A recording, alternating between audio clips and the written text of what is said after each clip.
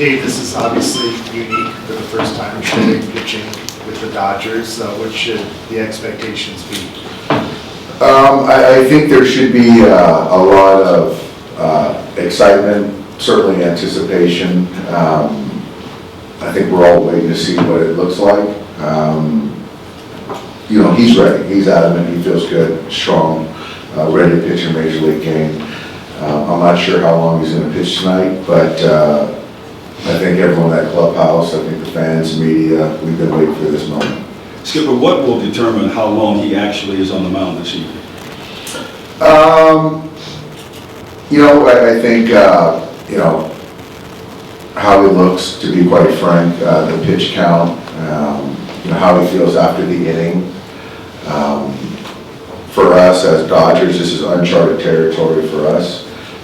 It's been a while since he's been on the mound. So I think that just sort of right now, Jim, leaving it open-ended. When you say how he looks, what are some of the specific things and how he's throwing the ball you're going to be watching closest? I think that there's certainly going to be some adrenaline, some extra emotion. You might not see it overtly from him.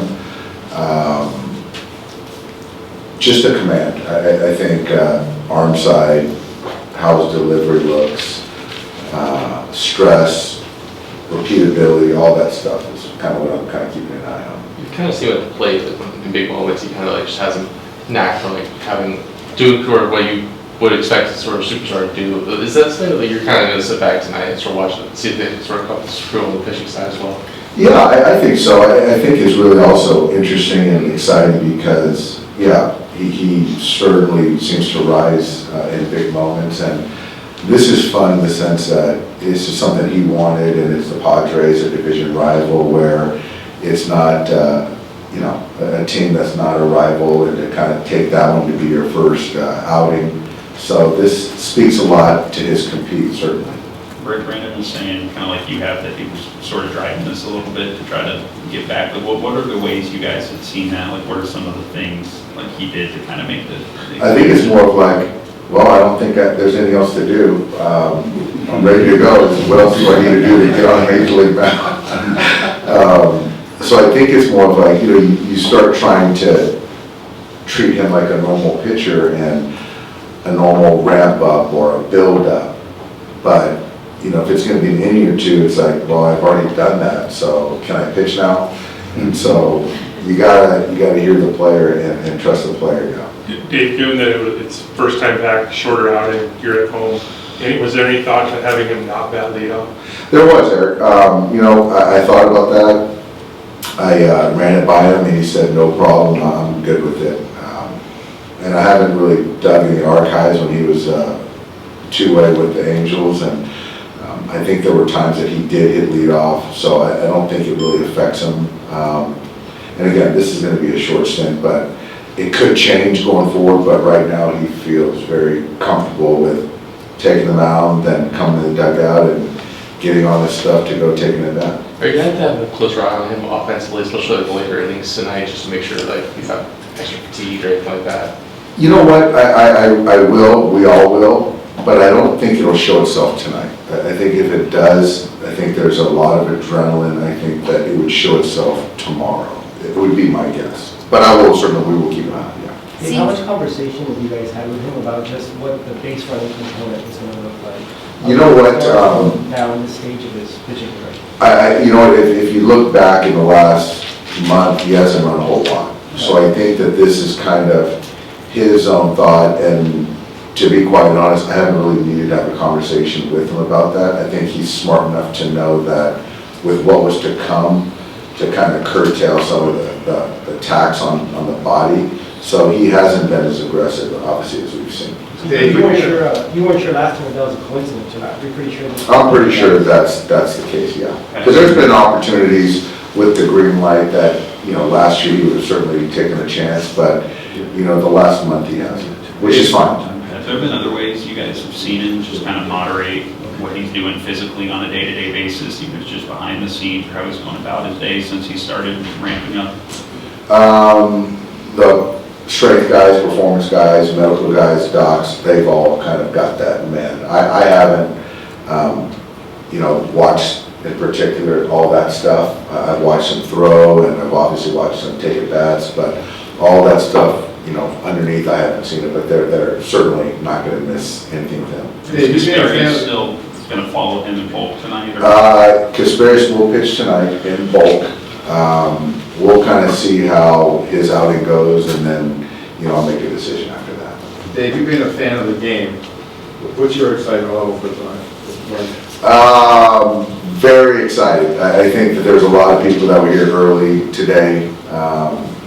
Very excited. I mean, you saw it, we saw it, I saw it from the other side, from afar when he was with the Angels, and then so now I think I got the best seat in the house to watch it and to watch this guy start and then taking it back. This is bananas. So I'm thrilled. Doc, as you start to look down the road on this thing, how do you manage the workload? How do you guard against potential burnout? Are there going to be days off factored in? Yeah, I think that, you know, obviously it's not going to be a once every 5 day situation, so there's going to be plenty of time to recover.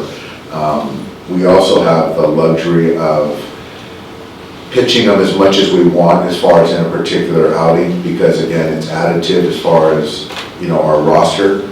So, you know, today is one kind of, you know, opportunity, and we'll see how he responds, and we're still gathering information, and I think that going forward, it'll be helpful to what decisions we have. But, you know, right now, I don't know what it looks like as far as days off, before, after, the day of, you know, where he hits in the lineup, all that stuff. Today, I'm just kind of trying to gather as much information as I can as well. Couple more guys. Mentioned that he's going to have a lot of energy, wanting to, like, you know, get into the routine of things. How much are you trying to, like, kind of hold him back and kind of ease him into it, and over the course of today and into his future pitching outings? I think that'll be easy in the sense of the player is always going to want for more. That's just what competitive athletes are all about. I think that we have a very good open line of communication, and I still really try to live by the wanting the player wanting for more, leaving the player wanting for more. And so this kind of fits in this case too. So there's going to be times where I'm sure he feels he can keep going, where I want him, we want him to be wanting for more. So this whole process has been very,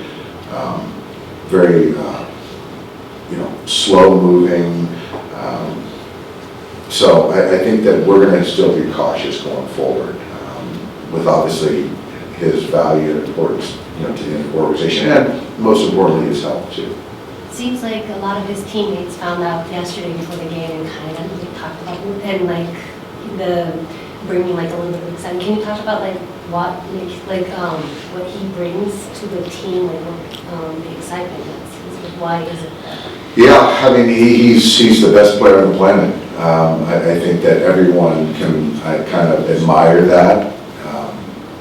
You know, that people, we did this in high school, you know, two-way players, and then or college maybe, certain people, but to do it at this level and to be so talented, I think we all marvel at it. And these players like myself and like you guys, we're baseball fans first, and we're fans too. So just to be able to see a teammate be able to take this on, the physical, the talent-wise, you know, the psychology of it, this is a big undertaking. And so he's, as people say, he's a unicorn. What kind of pitcher were you in high school? What's that? What kind of pitcher were you in high school? I was a thumber. The guy didn't throw hard, a lot of curveballs, but I didn't pitch much still, but I was a three-sport athlete. Thanks, Dave. Bye, guys.